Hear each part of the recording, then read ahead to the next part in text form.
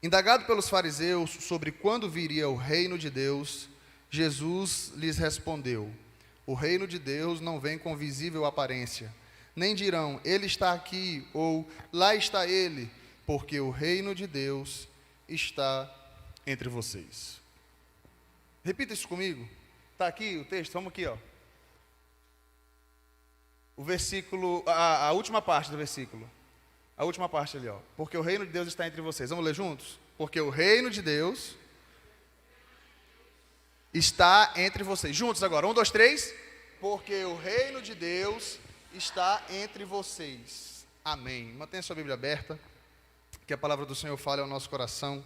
Assim como já foi orado pelo Pedro nessa noite, em nome de Jesus. Gente, uma coisa que eu tenho observado é que o ser humano sonha com essa realidade alternativa. E hoje, quando a gente vai observar, em vários âmbitos da sociedade, nas peças artísticas, nos jogos, há esse anseio por uma realidade além dessa que nós vivemos. Você vai para os jogos, eu não sei nem pronunciar, que não é da minha geração, mas tem um Minecraft, como é que pronuncia? É Minecraft, tá certo? Minecraft. Que é uma realidade alternativa, né? Ali você tem uma vida à parte, é um joguinho... é um joguinho mais inofensivo aí, tem uma galera que gosta de brincar lá, de ter uma vida à parte ali. E aí você vai para outros jogos, um que eu gostava muito é aquele que eu fingia ser um técnico de futebol. Eu não sei quantos conhecem, o Top Eleven Manager. Cara, eu amava aquilo ali, eu tive que desinstalar porque virou vício. Né? Então toda vez que vou sair um período de férias, aí eu baixo de novo. Aí tem um time lá que eu coloquei que é chamado Brazilian FC. Ele fala, Brazilian FC está animado em ter você de volta, vamos fazer uma linda temporada juntos. E ali eu brinco de ser técnico, e eu fiquei várias férias assim, instalando, consegui ganhar uma Champions League nesse meio tempo. Eu falei, cara, nem o Gabigol tem esse título, né? Ainda, né? Não, mas ele não pode ir não, deixa ele aqui mesmo. É isso aí. Mas a gente anseia por essas realidades alternativas, né? Vamos para as redes sociais, uma polêmica doida que surgiu aí com o metaverso e tal, e foi aquele furdunço todo, e igreja no metaverso, e pode, não pode, de repente você descobre que todo o investimento do Facebook, né, da equipe Meta lá, está indo pelo ralo, e aí... Mas é esse anseio, esse desejo que o ser humano tem de viver além dessa vida, de ter algo além daqui. Aí você vê os cientistas... Teve um que morreu agora, é o Stephen Hawking, né? Recentemente. Morreu recentemente com essa ideia, né, de vida em outro planeta, de que aqui já vai ficar obsoleto, de que a gente tem que ir para outro lugar. Esse anseio de eternidade, esse desejo de algo além daqui, esse desejo de algo além daquilo que nós estamos vivendo, seja culturalmente, aí agora, aquilo que está um pouquinho mais perto da nossa realidade, vamos viajar, porque eu não quero viver só nesse mundinho, eu quero conhecer o mundo. E aí quando você começa a observar a questão da economia, o que muito tem se falado agora é essa economia de experiência. Né? As pessoas não estão gastando mais o seu dinheiro em bens necessariamente. Não quero... Não é necessariamente um carro top que vai me fazer feliz. Eu quero viajar. Status hoje é colocar no Facebook que eu estive na Itália, que eu estive na Espanha, que eu estive não sei aonde, que eu fui não sei para as quantas, que eu estou conhecendo outras culturas. Isso, é essa economia de experiência, é esse desejo de viver um algo a mais, esse desejo de viver além daquilo que eu estou vivendo, naturalmente. E aí quando você vai para o campo dos filmes, tem aí o Avatar, que mostra exatamente essa ideia de uma realidade paralela. Eu não assisti o 2 ainda. Quem já assistiu o 2 aí? Não fala em nada para não me dar spoiler. Eu assisti o 1, porque aí depois que saiu o 2 liberaram lá, ficou fácil lá na Disney. Mas eu lembrei do 1, né, que eu já tinha assistido. Assisti de novo. Falei, cara, bacana essa ideia de uma realidade com uma ética superior. Né? Mostra aquela ideia de que a Terra tem essa ética de destruir, esse desejo da ganância, eu sempre querer mais, e nós vemos um outro povo, aí alguns crentes aí vão criticar, não, porque ali é uma coisa que está relacionada a uma religiosidade, é muito perigoso, mas eu consigo fazer alguns links aí. Tem um missionário chamado Don Richardson, que ele escreveu um livro chamado O Totem da Paz, depois escreveu um outro livro chamado Fator Melquisedeque, onde ele mostra como você fazer pontes com as culturas para pregar o Evangelho. O Totem da Paz, por exemplo, Se eu não me engano, foi em Papua Nova Guiné, que ele chegou para ministrar, e ele foi falar lá que Judas tinha traído Jesus, e a galera começou a gritar, Judas, Judas. Conhece essa história, pastor Zé? O pessoal começou a exaltar Judas, e ele ficou intrigado com aquilo. Depois ele entendeu que naquela cultura, essa questão da esperteza, da traição, era valorizada. Mas só que ele descobriu, conhecendo um pouquinho mais a cultura, mais a fundo, ele descobriu uma outra coisa. Ele descobriu que existia uma forma de duas tribos selarem a paz. Se o filho, aí tem lá os detalhes, mas a grosso modo era, uma criança de uma tribo iria para outra tribo, e uma criança dessa tribo iria lá. Enquanto essas crianças estivessem vivas, havia paz entre as tribos. E era chamado o Totem da Paz. Aí ele falou, cara, é isso. Aquela criança era a representação da paz, e aquela outra criança era a representação da paz entre as tribos ali. Aí ele falou, ei, o Judas matou o Totem da Paz. O Judas matou aquele que Deus enviou para fazer a reconciliação com os homens. Aí eles falaram, aí não, então o Judas não pode mais ser exaltado não. Essa ligação com a maneira que você consegue fazer pontes com o Evangelho. E é exatamente essa ponte que eu gostaria de fazer com vocês. Não só o filme Avatar, mas a gente pode fazer pontes de várias outras dinâmicas, seja na ciência, seja em jogos, seja em filmes, mas fazer essa associação, esse desejo que o ser humano tem de uma realidade alternativa. Mas pensando especificamente no filme Avatar, o que o filme nos mostra é que aquela comunidade, aquele planeta tem uma realidade ética superior.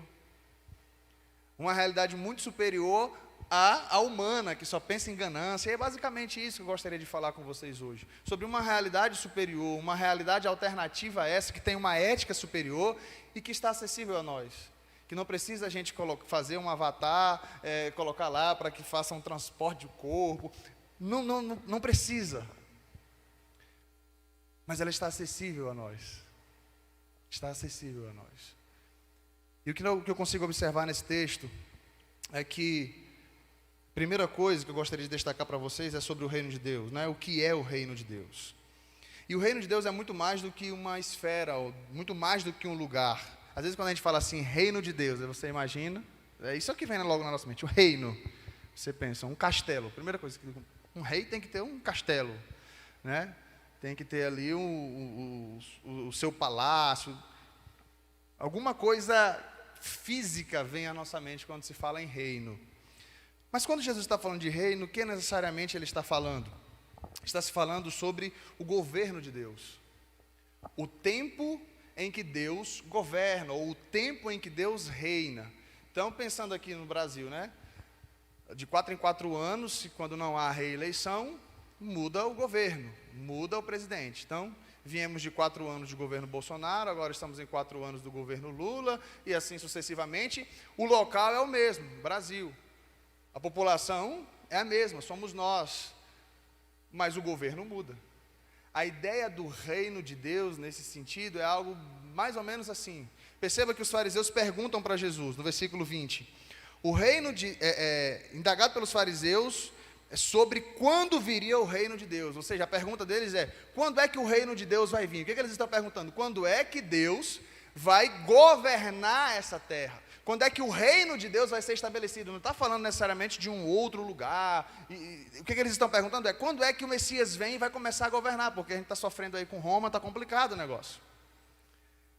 E é natural eles pensarem assim, porque quando você lê o Antigo Testamento, falando sobre as promessas da vinda do Messias, da vinda do rei, meio que mistura algumas coisas que iriam acontecer com a vinda de Jesus, mas também algumas coisas que ainda acontecerão escatologicamente quando de fato o reino for estabelecido.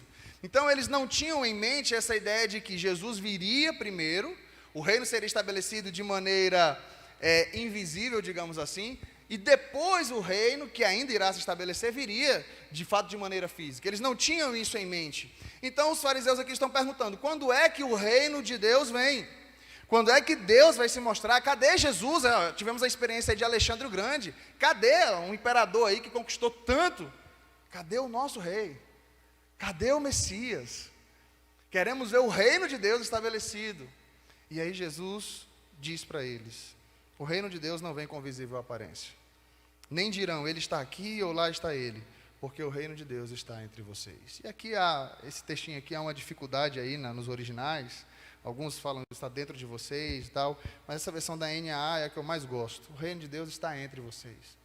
E o rei deles está aqui.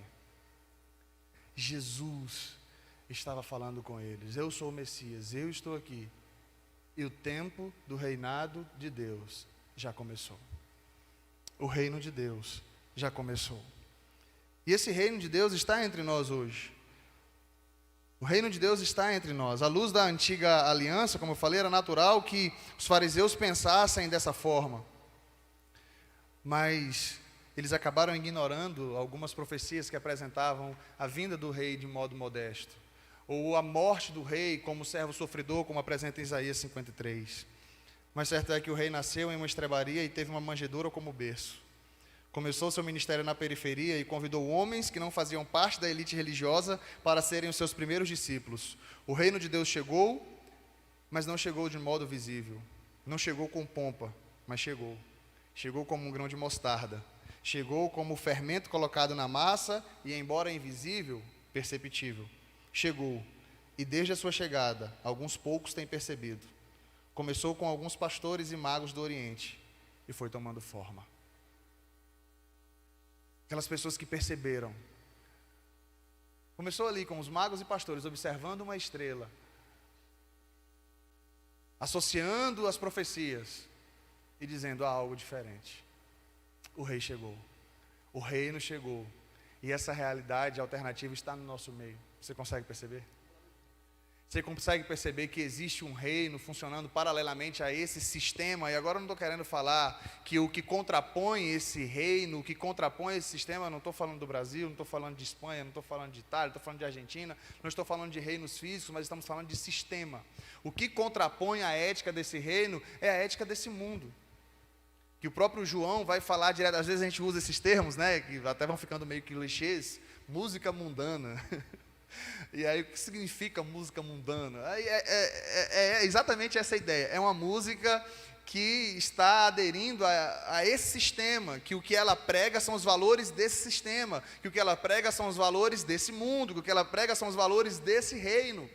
Agora, é claro que eu não estou me referindo à música mundana, a todo aquele que não é crente que produz um tipo de música mundana, porque tem muitos não cristãos que produzem músicas com valores do reino, sem saber. Sem saber. E tem muito crente que se diz fazer parte do reino que faz música com valores mundanos, sem saber. Sem saber. Porque música que estimula a vingança, muitas vezes. Né? Tem uma música gospel aí que alguém chamou que era o beijinho no ombro gospel. É a música do Recal, que é... Eu não sei se eu falo o nome dela. Não posso falar, não? Não, mas eu só vou cantar a melodia dela assim.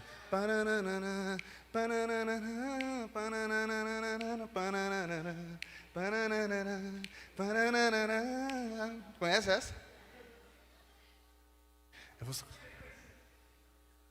Tem sabor de açúcar, isso é exatamente isso.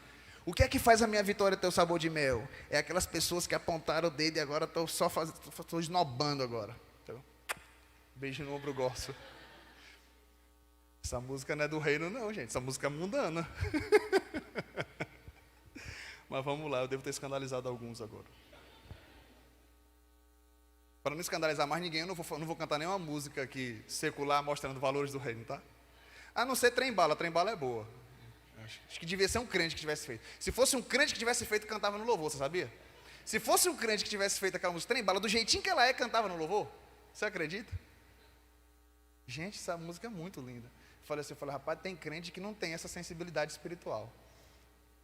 Valores do reino, valores do reino. O reino de Deus, ele ainda virá de modo pleno. E aqui há um mistério do reino que é interessante, a hermenêutica vai chamar isso de já e ainda não. Algumas coisas que já se cumpriram, mas ainda não plenamente. Por exemplo, vários momentos da Bíblia você vai ver Jesus falando que o reino de Deus virá. A oração do Pai Nosso, por exemplo, ele nos ensina a orar dizendo, né, venha o teu reino, seja feita a tua vontade, aqui na terra como é no céu. Ou seja, existe uma esfera, existe um lugar onde o reino de Deus, ele opera, vamos dizer assim, onde é o trono de Deus, né, espiritualmente falando, é o céu. Mas isso ainda irá acontecer aqui na terra de maneira plena, onde todo o olho verá o reino de Deus estabelecido. Mas esse reino já está presente, e nem todos conseguem ver. Por exemplo, Herodes não conseguiu ver, Pilatos não conseguiu ver. E Jesus pode dizer: o meu reino não é deste mundo, o meu reino não é daqui. De maneira jocosa eles fizeram uma placa, colocaram na cruz: salve o rei dos judeus. Sem saber, eles estavam declarando uma grande verdade: de fato Jesus é rei. Mas o reino de Deus já chegou, e é exatamente algo como esse texto aqui apresentado em Lucas 17, que Jesus diz: olha, o reino de Deus está entre vocês. Eu te convido a abrir a sua Bíblia em Mateus,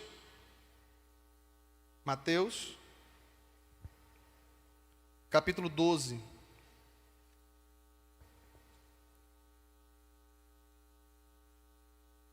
Versículos 22 a 28. Mateus 12, a partir do 22, que diz assim: então trouxeram a Jesus um endemoniado cego e mudo. Jesus o curou e o homem passou a falar e a ver. E toda a multidão se admirava e dizia: não seria este por acaso o filho de Davi?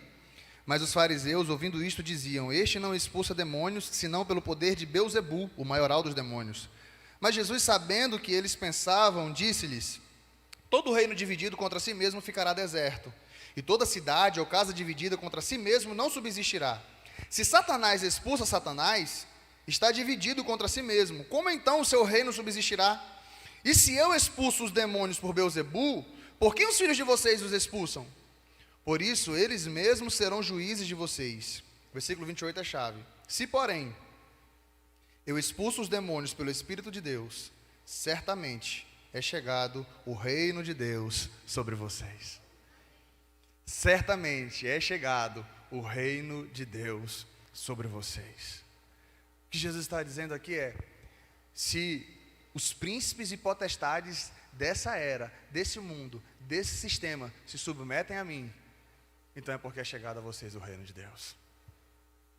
E o reino de Deus, ele já é visível, digamos assim, em nós. Ele é invisível no sentido de estrutura, mas ele é visível na minha e na sua vida. As pessoas podem olhar para nós e falar assim: fulano é diferente, porque não tem como o cara ser traído dessa forma, não tem como acontecer dessa forma e ele fazer isso, porque a regra do sistema é isso, é dar um tapa, é levar um tapa e dar outro. Ou mais do que isso, é levar um tapa na cara e voltar com um revólver e dar um tiro na cabeça, que é assim que acontece. E a pessoa, sem conhecer nem a lei de Moisés, ele fala olho por olho, dente por dente. Não é olho por olho, dente por dente, porque olho por olho, dente por dente é toma um tapa na cara e dá outro. Hoje em dia a pessoa toma um tapa na cara e ela mata. Isso não é olho por olho, dente por dente. É muito mais terrível do que a própria lei estabelecia. Mas quando a gente começa a observar jovens agindo contrário ao sistema, nós podemos observar que o reino de Deus é real. Nós podemos observar que o reino de Deus está aqui. Um tempo desse atrás eu vi lá no Altas Horas um casal do projeto Escolhi Esperar. E eles estavam lá no Altas Horas com o Serginho Grossman, tinha vários atores lá, uma delas era Sofia Abrão, estava lá, atriz. Eu lembro desse episódio assim. Cara, eu falei: não acredito. Eles simplesmente falaram assim: não, porque nós fazemos parte do movimento, Escolhi Esperar, a gente entende que Deus tem um projeto para a gente se guardar até o casamento e tal e tal. E aí na hora o pessoal: uau, jura? Meu Deus, sabe assim? Tinha dois estranhos ali do Avatar sentado ali, porque ninguém, o pessoal assim: não são humanos. Esse povo é de outro planeta, esse povo é de um outro reino, esse povo é de um outro sistema, não tem condição. Jovens se guardando sexualmente para o casamento. E de fato, eram dois jovens que estavam ali de um outro sistema. De fato, eram dois jovens que estavam ali de um outro reino. De fato, eram dois jovens que estavam ali que não se dobraram a esse sistema e que estavam dizendo: o reino de Deus chegou. Talvez vocês não percebam, mas nós somos a representação deles. Nós somos a representação desse grande reino, a representação desse reino de Deus, que anda contra a cultura, que anda de maneira diferente, que vive de maneira diferente, que tem dificuldades, que tem tentações. E não somos tão estranhos assim, porque às vezes o mundo também nos acha muito estranho. Aí quando vem para um culto desse, fala: mas caramba, eles cantam, olha que legal. Eles se divertem, os crentes se divertem. Mas acontece que hoje está ocorrendo uma inversão. Porque teve, de fato, esse ponto, esse tempo, que o pessoal achava que ser crente era chatíssimo. Mas agora já tem chegado um ponto em que ser crente é tão legal, é tão legal, é tão legal, que nem precisa mais parecer com Jesus. Cara, ser crente é tão legal que Jesus não está no rolê, sabe? Jesus está muito diferentão já para essa galera, para a gente. Então, assim, eu gosto da igreja. Outro dia eu estava vendo duas atrizes bem famosas, falando sobre a sensação de participar de um pequeno grupo. Nossa, que legal, que maravilha, a gente vai na igreja, ouve a pregação do pastor, né? E depois tem um social bacana. Mas o que ela estava falando era só sobre a sensação de viver faíscas do reino, mas não estava disposta a carregar a cruz. É aí onde é a questão. É aí onde mora o X da questão. E a gente precisa refletir sobre isso, porque Jesus atrai, porque Jesus apresenta um modo de vida pelo qual nós fomos criados, é um modo de vida que glorifica a Deus. Como já falei no início aqui da pregação, o ser humano tem esse anseio de uma realidade diferente dessa. O ser humano tem esse anseio de um outro sistema diferente desse. O ser humano anseia por isso. O ser humano tem percepções. Ele sabe que é muito pouco. E às vezes ele se engana, ele acha que conseguir muito dinheiro, que conseguir o sucesso profissional é o que vai satisfazer esse vazio. Viajar e conhecer vários lugares é o que vai satisfazer esse vazio. De repente viciar-se em alguma substância ou algum jogo, seja lá o que for, é o que vai trazer esse prazer dessa realidade alternativa que ele deseja, quando na realidade 2000 anos atrás, Jesus chegou e disse: o que era uma promessa, o que era profecia, já começou a se tornar real. Eu estou aqui. E quando Jesus diz: vinde após mim, todos vocês que estão cansados e sobrecarregados, que eu vos aliviarei, uma das coisas que Jesus estava falando era exatamente do sistema religioso. Por que a religião, gente, por que a religiosidade é tão forte, as inúmeras religiões é tão forte? Porque o ser humano tem esse anseio, esse desejo de Deus. O ser humano deseja essa realidade alternativa. Os muçulmanos acreditam que quando morrer, vão para um local, principalmente esses mais extremistas, né? Não, eu vou ter virgens no além, né? E eu vou ter um lugar de delícias. Aí você vai para as outras religiões, todas elas pregam essa realidade alternativa, mas baseada no mérito, baseada nas suas obras, baseada naquilo que eles irão fazer nessa vida para conseguir superar e assim merecerem esse tipo essa vida, esse reino superior. E aí Jesus chega quebrando tudo isso e dizendo: ei, a religiosidade aprisiona. A religiosidade prende vocês, até porque os fariseus colocavam um jugo muito grande para a galera que seguia a lei naquele período. E Jesus está dizendo assim: olha, vinde após mim, venham em mim, para que em mim vocês encontrem descanso. E aí a gente entende e conhece o Evangelho da Graça em Jesus Cristo. E ele diz: olha, a partir do momento que a gente conhece Jesus e deposita a nossa confiança nele, essa mudança é de dentro para fora, é ele que faz. E aí é onde opera o novo nascimento e nós nos tornamos filhos de Deus. E aí é onde filhos de Deus agora não é uma coisa forçada. Agora é uma questão que você entende. Fala: cara, o que é que me faz estar numa sexta-feira à noite, depois de um dia de universidade, depois de um dia de trabalho, seja lá o que for, você está aqui agora, 9h15, sentado, me olhando, sendo que você poderia estar em algum outro lugar, né, relaxando. A semana foi dura, a semana foi pesada, já pensando como é que vai ser o seu sábado, tentar se divertir um pouco, tentar curtir um pouco, mas não, você está numa igreja, sentado, participou de um momento de louvor e tem um pastor falando aqui. Só o Espírito de Deus, cara, que explica isso. E quem não tem vai olhar assim e falar: cara, eu só gosto desses ambientes quando eu estou com uma consciência de culpa muito grande, assim, quando eu fiz uma besteira muito grande, aí eu procuro uma igreja para aliviar. Mas tipo assim, estou de boa, terminei meu trabalho, saí da faculdade, estou de boa, vou para a igreja? Não, cara, vou extravasar em outro canto. Na igreja a gente vai quando está mal. Essa é a mentalidade desse sistema. Mas nós que vivemos o mundo, nós que vivemos o reino de Deus aqui, fazemos parte de uma ética superior. Eu já estou começando a finalizar. eu gostaria de lembrar a vocês 2 filmes, que é o Avatar, que eu já falei, mas tem um outro também, que é o Pantera Negra, Wakanda para sempre. Teve uma coisa que eu achei bacana. Quem já assistiu o filme 2 agora, que está no cinema? Tá. Eu vou dar um spoiler, mas é só um pedacinho. Não vou contar nada da história do filme, não. Nada da história do filme, é só uma cena. Essa cena poderia estar até no trailer, tá? Essa cena poderia estar... Posso falar, gente? É um bem pequenininho assim, só para... É porque eles fazem comercial do iPhone lá nos filmes, né? Aí eu também estou fazendo, porque eu ganhei esse iPhone, gente. Eu contei o testemunho aqui na PIB Jovem. Gente do céu, ano passado eu ganhei esse iPhone. Falei, alguém consegue ter um coração tão extraordinário assim para doar um iPhone para alguém? Ganhei de alguém que era uma ovelha minha lá no Pará. Ele viu que eu estava sofrendo com um celularzinho pebinha. Aí ele falou assim, pastor, Deus colocou no nosso coração, nós vamos dar o iPhone para o senhor. Qual é o que o senhor quer? Um iPhone 8 usado, nós vamos dar o 11. Deus é bom, olha. Deus é bom. E aí tem uma hora que ela sai lá do reino dela, né, do Wakanda, e vem no caso lá, os Estados Unidos. E aí tem alguém usando o iPhone e tudo. Aí ela fala assim, olha, tá usando o iPhone. Ela fala assim, que tecnologia ultrapassada. Que tecnologia ultrapassada. Só que quando a galera olhava para ela, com as roupas, né, de Wakanda, o pessoal olha assim e fala, cara, mó retrô. Né? Tipo assim, as pessoas olham para o exterior e pensam assim, não deve vir muita coisa daí. Até que o mundo conhece o Wakanda.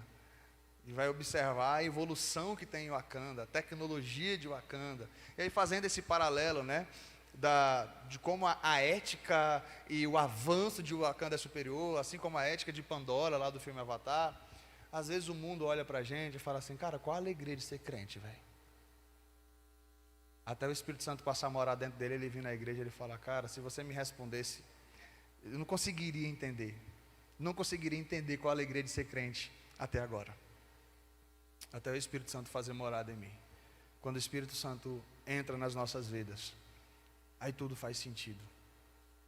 E aí você começa a observar o Evangelho. Eu não estou falando de regra de igreja, eu estou falando do Evangelho. Porque a igreja, a gente tem as nossas regras, né? Cada igreja tem a sua regrinha, né? Fazer o louvor aqui não pode usar bermuda. É pecado usar bermuda? Não, é só uma questão social aqui e tal, dependendo da cultura. Tem algumas igrejas lá que não pode fazer tatuagem, tem outras igrejas que é obrigado fazer tatuagem. né? Então, tem outras igrejas que falam assim, cara, para você, se você não ficar fazer tatuagem aqui, a galera vai olhar para você e vai falar assim, não, a gente tem que pintar esse corpo. Tem que fazer alguma coisa. Então, cada cultura tem a sua cultura. Isso é regra de igreja. Mas eu estou falando do reino. Estou falando do reino. Quando a gente conhece o reino de Deus, a palavra de Deus, a mensagem do Evangelho. Outro dia, eu estava falando com alguém sobre o porquê se guardar sexualmente para o casamento, né? Tem alguns jovens, eu acho que só entendem isso porque, não é porque é a regra da igreja. Então, a regra da igreja, vamos seguir a regra da igreja.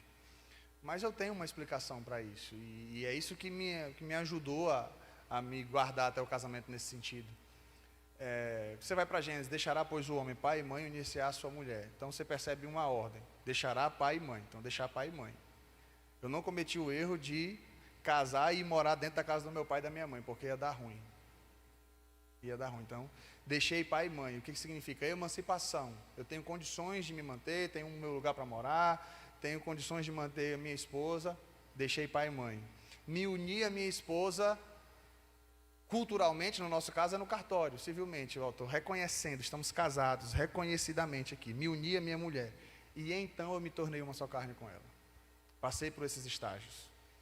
Aí, dependendo da cultura, tem a cultura que há os compromissos sociais, né? Então, porque muita gente vai para a Bíblia, mas Isaac e Rebeca não casou. Casaram sim. Foi o Eliezer foi lá, mandou até dote, o Abraão mandou dote, foi lá e tudo. Falou com a família, autoriza? Autorizo. Então, houve sim o casamento, houve até dote e tudo. Para a cultura da época, foi legalizado ali, tudo certinho. Na nossa cultura, a gente tem aqui as vias legais, senão você não consegue nem mudar de nome. Então, assim, para mim está muito tranquilo isso aí. Compreender que existe algo de Deus para nos preservar, para nos proteger. Até porque quando você se torna... A relação sexual já é o último estágio do casamento, se tornando uma só carne. E aí o que o mundo está mostrando é o quê? Você se torna uma só carne com várias pessoas. me torno uma só carne com ele aqui, depois outra uma só carne com ela ali, vou na outra balada, me torno uma só carne com ela ali, ou então me torno uma só carne com meu namorado ou com minha namorada, né? E aí não deu certo. Mas ainda bem que eu não casei, graças a Deus. Mas eu já estava vivendo como casado. Mas graças a Deus que eu não assinei papel, Deus me livrou, aleluia. Você vai, sim, infelizmente vai ter ônus aí.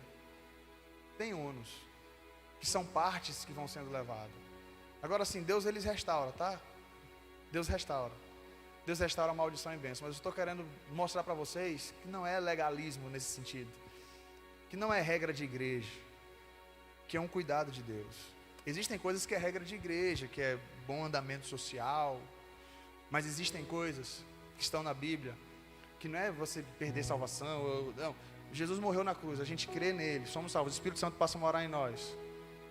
E aí você, se o Espírito Santo mora mesmo em você, você é um filho obediente ou desobediente. A Isabela desobedece bastante, mas ela não deixa de ser minha filha quando ela desobedece. Ela toma o pampam, eu sou dos que dou pampam ainda, tá? Eu sou jovem, mas a criação é da moda antiga. Um pouquinho, ela não sabe o que é havaiana, nem o que é cinto, graças a Deus, bichinho. Lembrei até de um vídeo que eu vi esses dias. Só abrir um parênteses aqui, já estou finalizando, gente. Um videozinho, meu irmão me mandou. A mãe chegando assim para a filha: filha, o que é isso aqui? Ela foi com um cinto, né? Aí ela falou: um cinto, mamãe. Para que serve? Para colocar na cintura do papai. Para quê? Para segurar a calça dele. Isso aqui, minha filha, é uma sandália. Para que serve? Para calçar, para ir na rua. Aí ela estava querendo mostrar aquela ideia, né? Olha, a criança não foi criada com violência e tal. Aí ele corta o vídeo e mostra um outro assim, rapidinho, num outro contexto, numa outra família. Aí o pai só pega o cinto assim e faz: o que é isso aqui? Ai, foi ele. Já sai correndo, gritando. Falei: poxa, eu queria saber qual era a moral da história do primeiro vídeo, né? Onde é que ele ia chegar com essa ideia? Mas eles cortaram, fizeram uma edição engraçada. Mas o que eu quero dizer, gente, é que às vezes o que Deus quer é só te proteger. Às vezes a gente tem aquela ideia que não, eu não vou pecar porque senão eu vou para o inferno e Deus vai me mandar para o inferno. Não é disso que se trata, porque isso aí é paganismo, isso aí é sistema das trevas. Quando a Isabela desobedece, ela sabe que vai ter um pampanzinho, mas ela sabe que eu não vou matar ela, nem expulsar ela de casa, enxotar ela e tal. Não, você não é mais minha filha porque você me desobedeceu. Ela sabe que vai ter um pampam. E às vezes ela chora: papai. Ou então quando eu vou dar um castigo para ela e tal. E esse precisa ser o nosso relacionamento com Deus. Então por que é que você vai viver contrário a esse sistema? Porque Deus nos estabeleceu alguns princípios. E esses princípios visam o nosso bem. Se a gente quebrar esses princípios, alguns podem ser, você vai quebrar a cara naturalmente, porque você quebrou um princípio. Se eu falar para a Isabela não brinca com faca, e ela brincar com faca, antes do pampão ela pode se cortar. Então ali foi algo natural, não teve nem disciplina. Ela se cortou porque ela não obedeceu. E muitas vezes acontece isso. Às vezes a gente pensa assim: caramba, Deus está pesando a mão sobre mim. Deus não está pesando a mão sobre você. Às vezes são as escolhas das decisões que você tomou, que Deus disse que não era nem para ter tomado. Agora, é claro, em alguns momentos é a disciplina dele mesmo. É ele indo lá e te disciplinando para que você entenda que o papai ama você e cuida de você e quer você perto dele. E o que eu acho mais lindo nessa realidade alternativa, que a gente está falando de reino, é que nessa figura em que Deus é rei e que ele governa soberanamente, Jesus é o rei e que nós somos os seus súditos, existe também a figura de família, em que esse rei se torna pai. Falando de Deus, né? Jesus, o nosso irmão mais velho. E nós agora somos uma família. E nós agora temos um Deus que cuida da gente. Você não tem um rei que ele só te representa e acena a mão de vez em quando. E em alguma festividade você fica doido para chegar perto e não pode chegar muito por conta dos seguranças. Nós temos um rei que é nosso amigo íntimo. Nós temos um rei que está perto de nós e que quer fazer diferença nas nossas vidas e que nós façamos diferença na vida de outras pessoas. Quero finalizar com duas frases. Uma frase que não tem, é um anônimo, não tem o nome de quem a disse. O único reino que prevalecerá neste mundo é o reino que não é deste mundo. E uma outra frase de Henry Beecher, que diz o seguinte: presta atenção sobre a ideia do reino de Deus de modo invisível. 10 milhões de raízes estão germinando nas ruas. Você as percebe? 10 milhões de brotos estão se formando nos talos de folhas. Você ouve o som de serrote de martelo? O próximo verão inteiro está sendo formado no mundo, mas ele nos é invisível. Assim também, o reino de Deus não vem com visível aparência. Quando o reino de Deus for estabelecido de maneira plena, o mundo vai tomar um susto. O próprio Jesus, o próprio Paulo, quando está falando lá aos Tessalonicenses, ele vai dizer, olha, ele vai vir como um ladrão. Para aqueles que não são do dia, nós que somos do dia, nós estamos esperando. Por isso que a volta, o reino de Deus se estabelecendo aqui, para nós não vai ser surpresa. A gente está esperando. Mas para o mundo será. Para o mundo será. Estejamos preparados. E não só isso. E quando eu falo de estar preparado, eu não vejo na Bíblia esse medo que muitas vezes tem aquele, olha, Jesus está voltando, cuidado, hein? Não é essa a parada. A parada é, Jesus está voltando. E eu estou esperando. Quando chegar, cara, vai ser o melhor dia da minha vida. Essa é a expectativa dos filhos de Deus. Porque se a gente é filho dele, a gente não é perfeito ainda, a gente sabe, nós temos os nossos erros. Mas se a gente tem certeza que o Espírito Santo mora dentro de nós, porque as nossas ações dizem isso, a gente está todo dia buscando nos parecer com Jesus. Peca aqui, se arrepende ali, fala, Senhor, me perdoa, tem misericórdia da minha vida. Arrependimento é sinal de novo nascimento. Não estou falando de remorso, estou falando de arrependimento. E se você anseia a vinda de Jesus, não fique nessa de que a misericórdia, qualquer hora ele pode voltar, e se ele voltar, como é? Não é disso que eu estou falando. A sensação é outra. Eu sou súdito desse reino, e na hora que esse reino for estabelecido, cara, vai ser o melhor dia das nossas vidas. A igreja de Deus, triunfante, sendo apresentada ao mundo. Vamos orar? Coloque-se de pé nesse momento.